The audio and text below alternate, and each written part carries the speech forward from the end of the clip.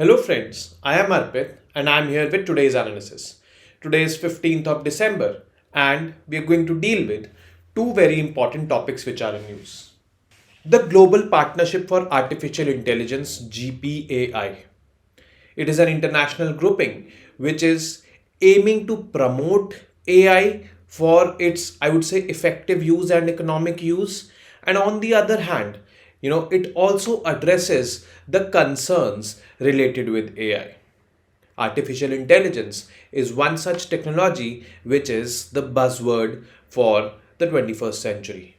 Artificial intelligence can be very, very useful for we, the people of this planet. A classic example of artificial intelligence usage is, our vaccination certificates. Now, we got administered the vaccines for COVID, and as we were coming out of the vaccination centers, our COVID certificate was there in our mobile phones. Now, in such, I would say, short span of time, that certificate was generated by the use of AI. That is some judicious or I would say beneficial use of AI. And not only this, AI can be used in any domain. Like for example, in this year's GPAI summit, which happened in New Delhi, the leaders have adopted a thematic, I would say, uh, use of AI in agriculture. So any sector, AI can be used, and it is going to be extremely beneficial for that sector. Whereas on the other hand, we have certain misuses of AI as well. Now, last month we covered deep fakes when a noted Indian actress, Rashmika Mandhana's, deep fake video was circulating on the internet. That deep fake video was created by using AI. That can create, these deep fakes can create a lot of social tensions in the society. And apart from these deep fakes, there are many other areas where AI can be misused. It can be misused for doing scams and all. So it is a double-edged sword. It would be safe to say this AI technology and GPAI actually is addressing both the ends of these swords. Means on one end, it is trying to promote the use of AI for its effective usage, and on the other hand, it is also trying to mitigate the negative impacts of AI. This is what the New Delhi Declaration, which was declared after this year's GPAI summit, which concluded yesterday, talks about. So this GPAI, we will see this GPAI actually is a grouping of 29 countries, from all across the world. It was formed in 2020, and India was one of the founding members of GPAI. Founding members, there were 15 countries which were founding members of GPAI. Now presently there are 29 countries in it. Notably, China is not part of GPAI. So we will look into the details when we come to this. The next is the road fatalities rising in India. Now the WHO report is there which talks about road fatalities all across the world. A notable fact in this year's report is that road fatalities all across the world have declined by 5%, but in case of India it has increased. Now this is something which is concerning. Around 108 countries are there in the world whose or where road fatalities have come down. Sadly, India is not one of them. There are a few countries in the world where road fatalities have reduced by 50%. There are some countries where road fatalities have reduced by 30 to 50%. Sadly, India is not part of it. Road crashes has been termed or has been seen as one of the leading causes of deaths in road accidents. And this road crashes is the leading cause of deaths among the youth in the world. So this clearly highlights careless driving or reckless driving. Apart from careless driving or reckless driving, other factors like road design and all are also factors which are responsible for road fatalities across the world. A new cause which has been highlighted by WHO is the burning of vehicles. Very recently there was an accident in Bareilly. In the newspapers also, if you see this report, there's this photo of the SUV which got burnt near Bareilly. It collided with a truck, and auto lock system was there. It got fire. There was some short circuit or something like that, and all the family members were burnt out. So we need to look into this, and India is a country which has maximum number of road fatalities in the world. 1,54,000 people lost their lives in 2019-20, and somewhere around this figure only, it is there every year maintained. It is rising, not reducing. This is the major cause of concern. So let's get started with the first topic, that is Global Partnership for Artificial Intelligence, GPAI. Now this GPAI is a grouping of 29 countries. It has unanimously adopted New Delhi Declaration. Why? Because this GPAI summit was here in India recently, which got concluded yesterday, that is 14th of December. This New Delhi Declaration was adopted on 14th of December 2023. Now don't get confused. This New Delhi Declaration was also there in G20. That is separate. That is New Delhi Declaration of G20. This is New Delhi Declaration of GPAI. Since the meeting was in New Delhi, so this name has been given New Delhi Declaration. Now, what were the major highlights of this New Delhi Declaration? There are two aspects which New Delhi Declaration talked about. First was mitigate the risk arising from the development of AI. Means AI is a double-edged sword, I told you. On one side, there are a lot of risks attached with it. We have to mitigate those risks. And second of all, deployment of artificial intelligence systems in promoting equitable access to critical resources for AI innovation. We have to promote AI. We have to use AI, its benefits. And we have to make sure that it is equitable, means the poorest of the poor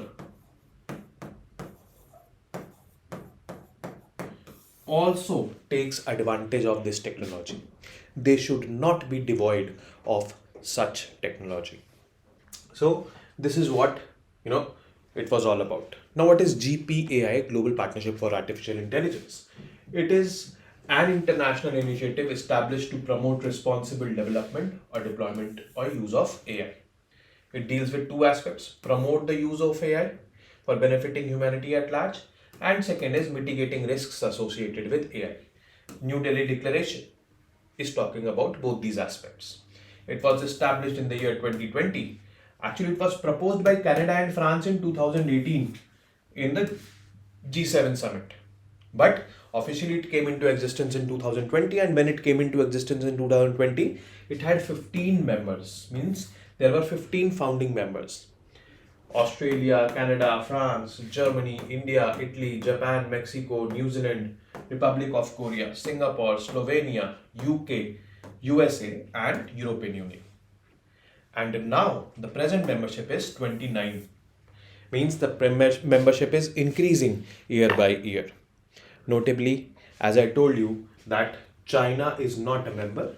This is the list of members which you can see, and by this I've given you the total 29 members which are presently part of GPAI, and the founding members also, which were 15 in number. So UPSC can be very smart and asking that which of the following countries was the founding member of GPAI, or the present membership also if it asks. So you should be knowing both of these. Since the number of members are less than 30, it becomes important to know or memorize the members.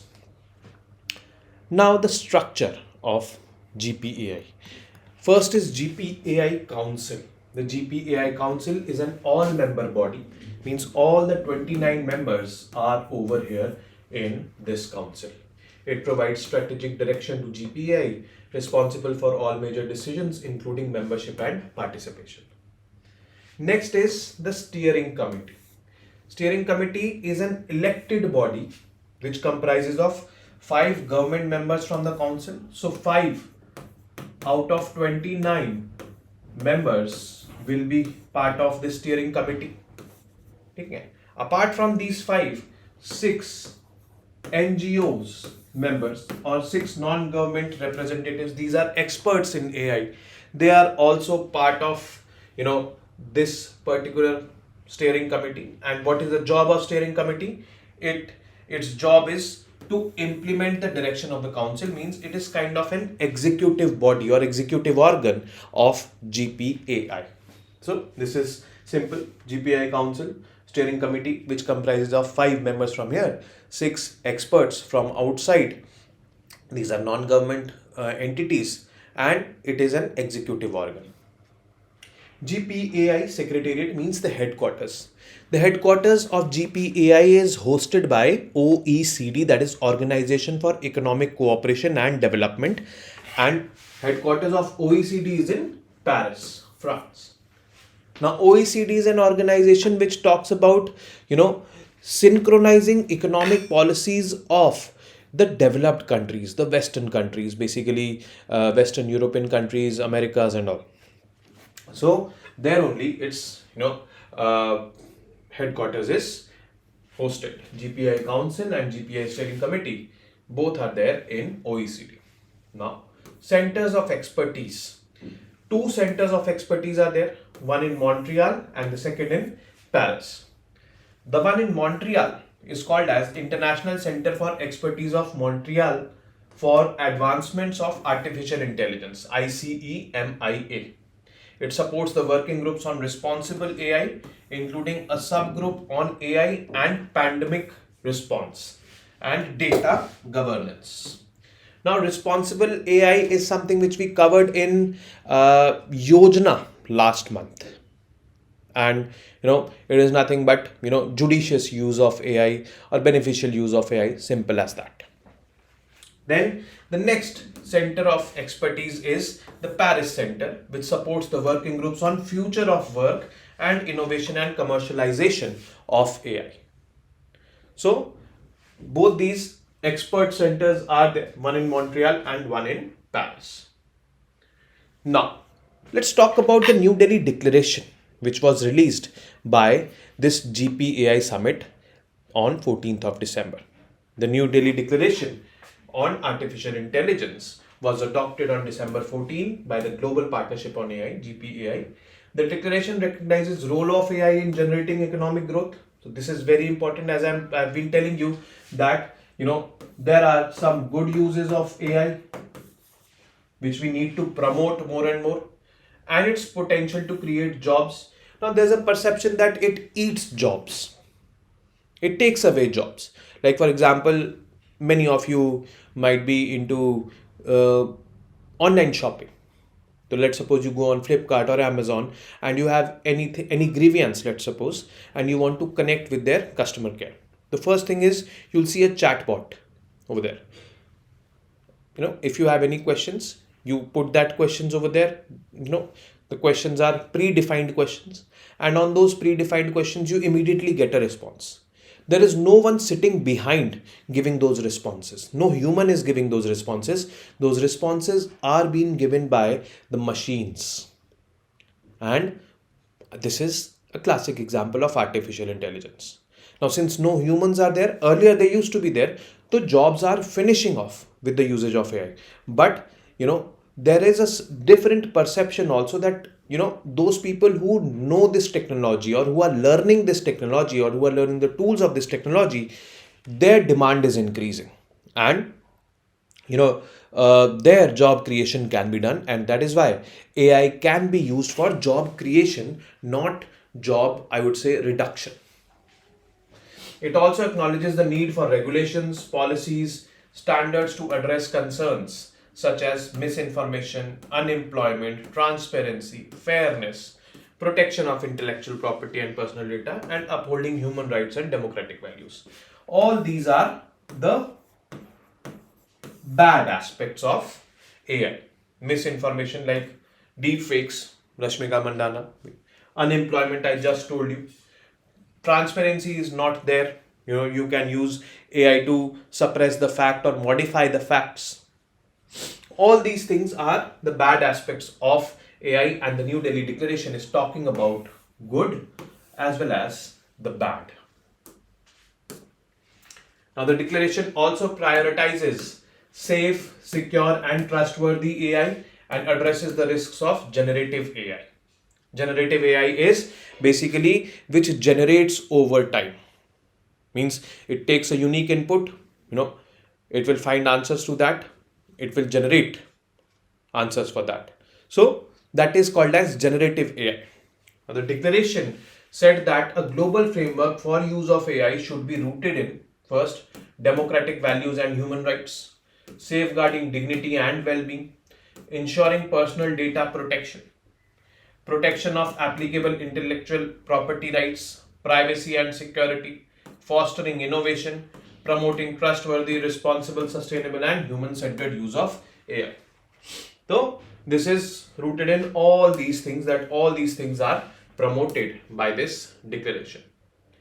They also promoted, the GPI members also promoted equitable access. Now just imagine the poor countries, the underdeveloped countries, they're not having access to this technology. Forget about they developing this technology, because the levels of learning or the levels of awareness are comparatively very less in those countries.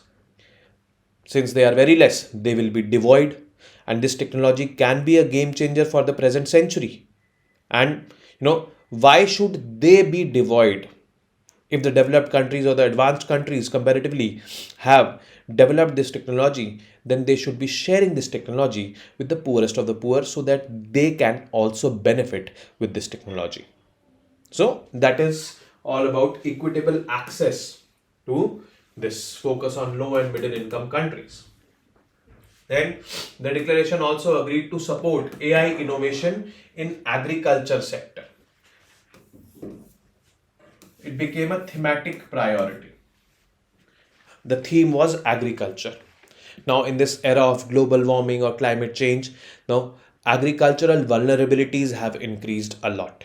And these agricultural vulnerabilities actually can be detrimental for humanity at large. What if you don't have food grains to survive or food grains to eat? Now, just a push to agricultural sector is that what if we start using AI in agriculture? And that is why it became a thematic priority under this year's GPAI. Now, this New Delhi Declaration on AI happened this month, December 2023. Last month, that is November 2023, there was this UK AI Safety Summit, which happened in Bletchley. Now that the declaration came to be known as Bletchley Declaration last month. That was also on AI. This was also on AI. But there is a difference, a fundamental difference between the two declarations. The fundamental difference also should be known to you. The New Delhi Declaration is inherently focusing on the good and is a catalyst for economic growth, but some harms need to be mitigated along the way. Means it is focusing on good as well as bad. It is saying that need to tackle AI related risks, means we need to tackle the bad, and it largely supports innovation in technology in various sectors including agriculture and healthcare, means it wants to promote AI also on the other hand.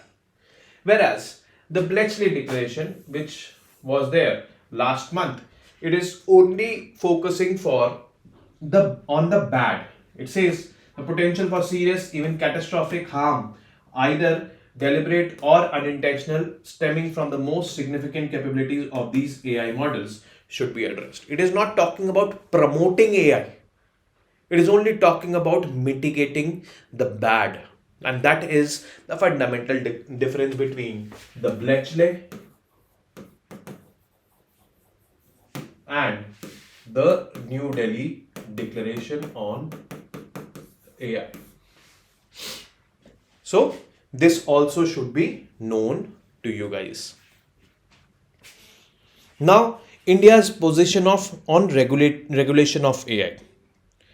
I still remember a few months ago, I was taking up this topic, and at that time, Sam Altman, the founder of this Chat GPT platform, which is an AI based platform, was meeting our Prime Minister Narendra Modi ji.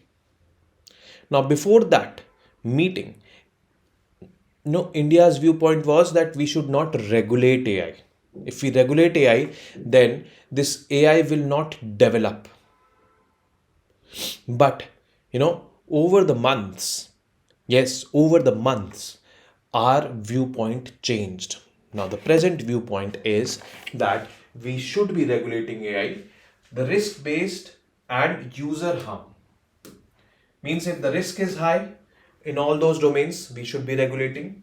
User harm means if the users are getting harmed from AI in all those domains, the government should be regulating it.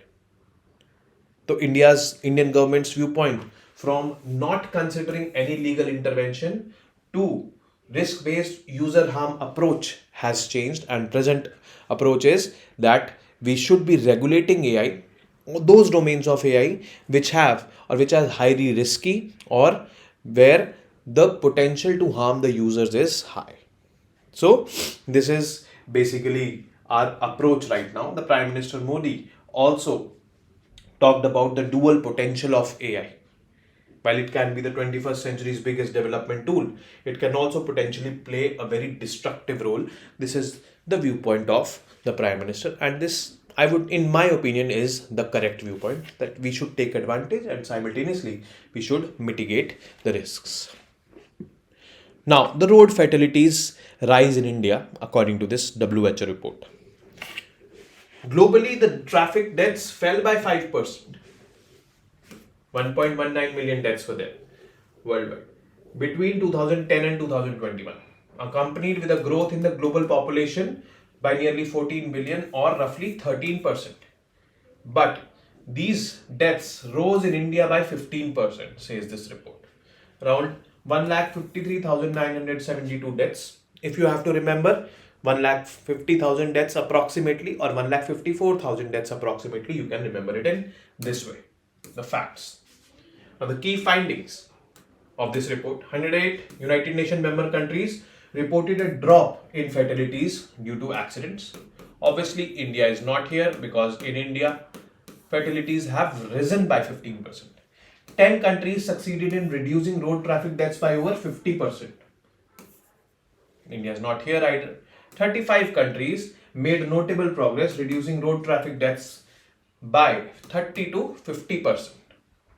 Now, as of 2019, road crashes were leading cause of deaths among children and youth aged 5 to 29 years, and were the 12th leading cause of deaths when all ages are considered. Road fatality rate declining from 18 per 1 lakh people in 2010 to 15 per 1 lakh in 2021. This road fatality rate has reduced because the global population has increased by 14 billion. So per 1 lakh fatalities have reduced. Earlier it was 18 per 1 lakh in 2010. Now it is 15 per 1 lakh in 2021, which represents a 16% decline in the road traffic death rate since 2010. Now, the total number of road traffic fatalities in India went up to 1.54 lakhs in 2021 from 1.34 lakhs in 2010. The global motor vehicle fleet grew by 160%. Number of vehicles also grew. Now, if we see the annual fatality rates per 1 lakh vehicles, that there also we will see a decline because the total number of vehicles have increased by 160%. So, from 79 deaths to 47 deaths. 79 deaths per 1 lakh vehicles were happening. Now 47 deaths per 1 lakh vehicles are happening because the total number of vehicles have increased. Then 28% of the global road traffic deaths occurred in WHO's Southeast Asia region. WHO's Southeast Asia region we discussed a few days ago only, and India is part of that region. So maximum deaths are happening over here. 25% in the Western Pacific region, 19% in African region, 12% in the region of Americas, 11% in the Eastern Mediterranean region, and 5% in European region. The least is in the European region. 9 in 10 deaths, this is something which has to be noted. 9 in 10 deaths occur in low and middle income countries, and fatalities in these countries are disproportionately higher. Now these countries have comparatively less developed medical infrastructure also. They have less developed road infrastructure also. So people, first of all, they are not aware about the rules. Second of all, the road infrastructure is not proper, due to which accidents can be happening. The third is, if accidents happen, medical facilities are not that proper. And all these three reasons can be causes of high fatality rates in the low and middle income countries. Now the risk of death is 3 times higher in low income than the high income countries. Yet low income countries have just 1% of the world's motor vehicles. Now, only 1% of the world's motor vehicles are there, but the risk of fatalities is higher.